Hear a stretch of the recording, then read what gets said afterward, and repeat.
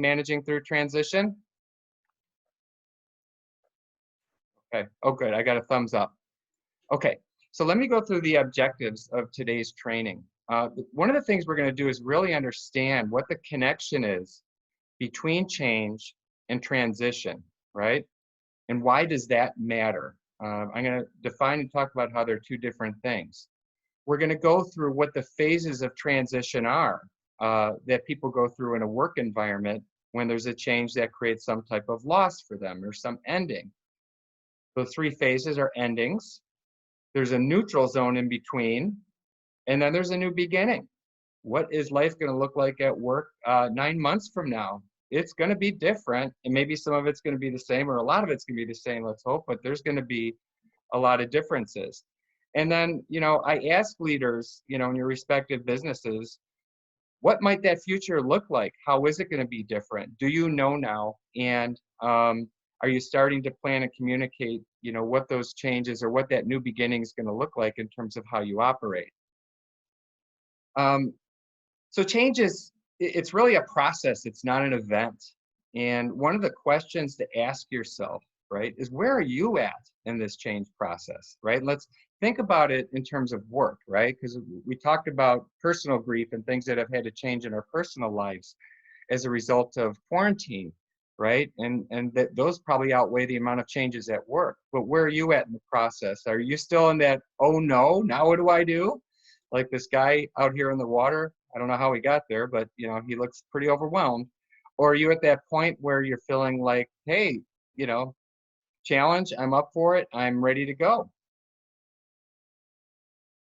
Okay, the theory that I'm going to talk about today is by William Bridges. I'm sorry, I'm having a problem with my screen here. Just give me 2 seconds to just show my thumbnail. Okay. All right. So the overview today is based on the work of William Bridges. William Bridges is an internationally known speaker and author and consultant. He's been around for a long time. He advises individuals and organizations on how to deal with productivity when there's change going on, right? One thing he noticed in his research was that a lot of major change efforts in work environments or any environment, nonprofits, churches, whatever, they fail. And why do they fail? And he felt it's because there was not enough focus on the human aspects of change, how people were dealing with the changes that were being pushed forward. I think everybody gets it. Change is a constant, right? We always say that ad nauseum, but change is a constant, but how do people down to the individual deal with that? So one of his 10 books include an expanded third edition of his bestseller, Managing Transition. So he's the camp I subscribe to, and a lot of theory today you're going to hear comes from William Bridges. So definitions. So change, again, is not the same as transition. Change is situational. It could be a new site, a new boss, new team roles, a new policy. Hey, a new place of where you work. Maybe you're working at home, or how you keep in 6 feet distance at work, and now you're required to wear a mask over your face in a manufacturing facility, and it creates anxiety for you. I mean, there's a lot of changes that are going on, but those are situational. Transition is a psychological process people go through to come to terms with the new situation.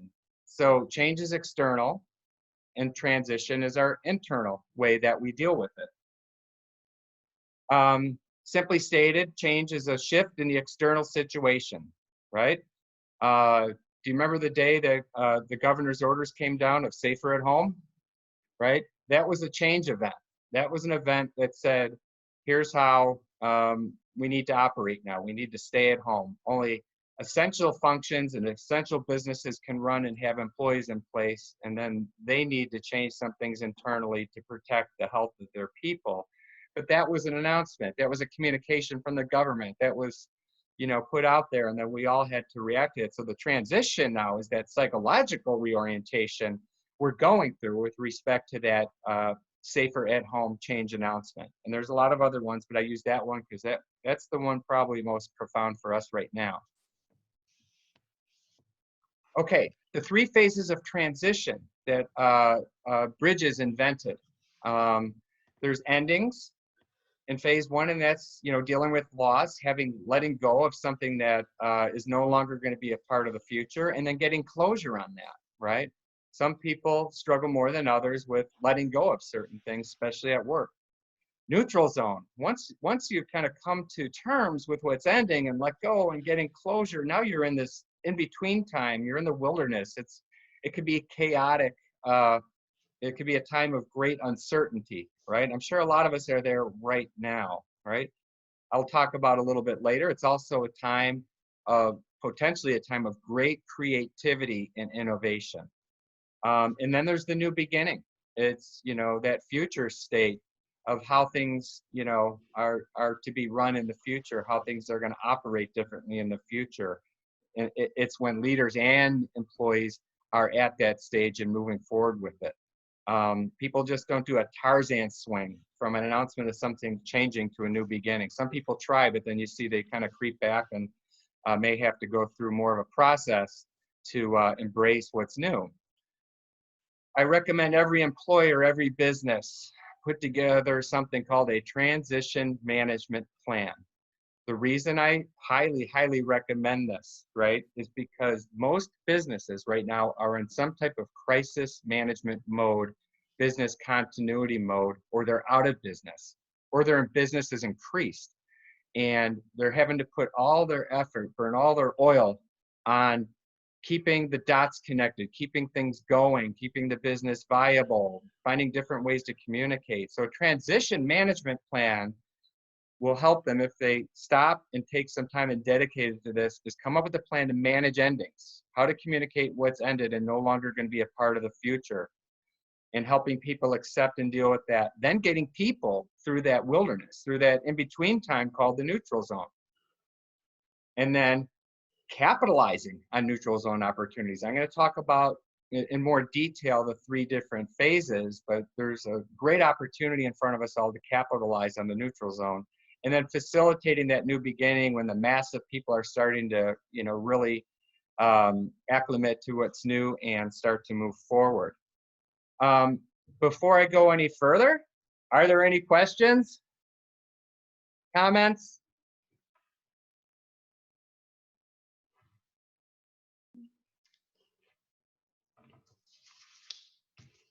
Okay, I'll take that as just keep going. I'll stop periodically, but again, if you want to interrupt, you please just, you know, say, hey, Tom, I have a question, or hey, Darren, I have a question. Hey, Tom, I have a question. Go for it. Hi, Michelle, I'm Tom. Hi, Tom, I'm Michelle. So I guess as you're looking into that series of the management plan that you have out there, let's just say that we're all, because I am praying towards a May 26th deadline, how far behind am I on this? A transition management plan? Yes. Well, it depends on what you've been doing, right? And thank you for asking that question, because a lot of leaders do this stuff naturally. It's why they're leaders, right? They realize people need communication and connection and to be explained what's changing and what not to do. I think, you know, and you will find this is not rocket science. And your employers have probably been doing some of these concepts you're talking about today. So, hey, feel good about that. I think what this will do is it'll put more of a framework around it, or maybe it'll lead you to think, hey, I could do this other set of things now that I haven't been doing yet to start to help people through the transition. Because this transition is not over once things lift. I mean, the way we work in the future is different, and it might even continue to change over time. So thanks for the question. And please don't feel like, you know, you're behind because you're hearing about this. You probably have done a plan or are doing a plan that's going to be very similar. And hopefully this validates a lot of what is being done, and then maybe gives you some nuggets of what you could do more of. Does that make sense? Absolutely. Okay, thank you so much for the question. You know, and if you haven't done anything, shame on you. No, just kidding. So, you know, one thing I'm going to take you through right now is called the process of loss. We were just talking a little bit before the meeting started, Darren's going to have a guest speaker come on to talk about people dealing with uh, personal losses during a time when we're under quarantine and how hard that is. You know, we heard about virtual, funerals and things like that. How sad, but it's our reality right now.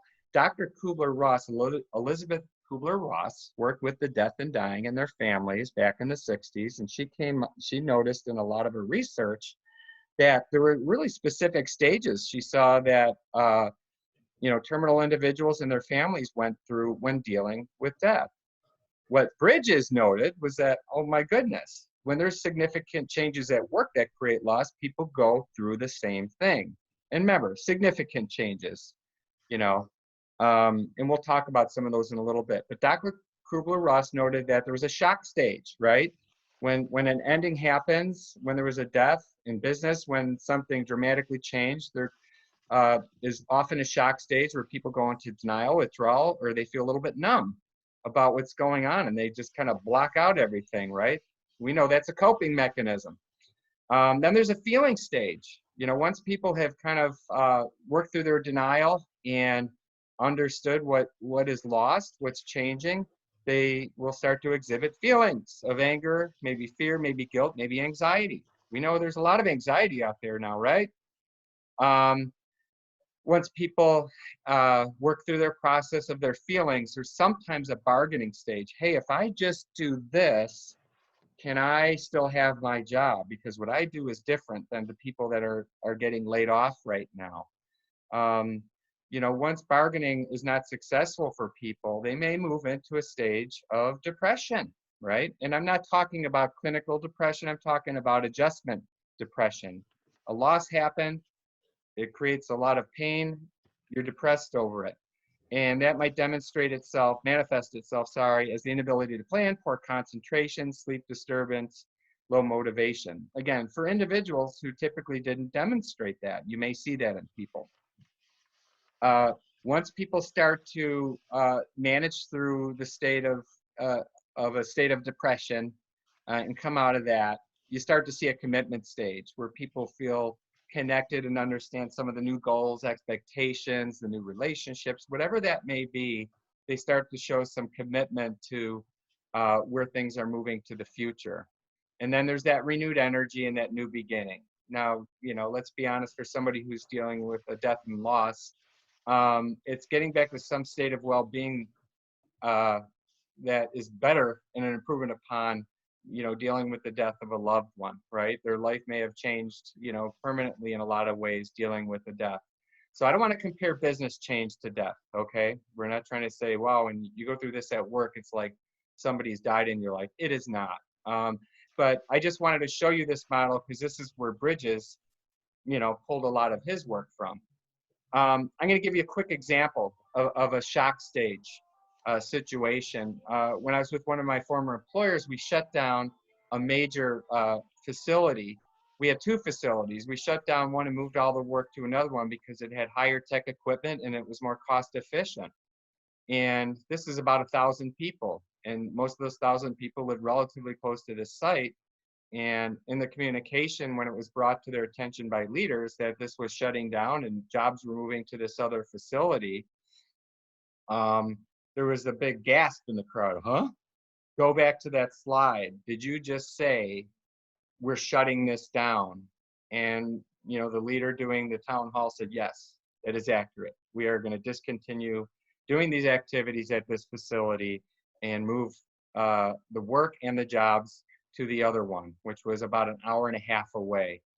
I will tell you, from that time on, nobody heard anything else in that hour-long town hall about when this was going to happen and how it was going to happen and who it was going to affect. People went into shock and denial. About 5 days later, which was about a good amount of time to have another town hall to talk about it, guess what people were demonstrating in that meeting? A lot of anger. Then there was a lot of anxiety. People started to come to terms with what that meant, whether it was losing a job, a new commute, childcare, you just name it, all those things were start to manifest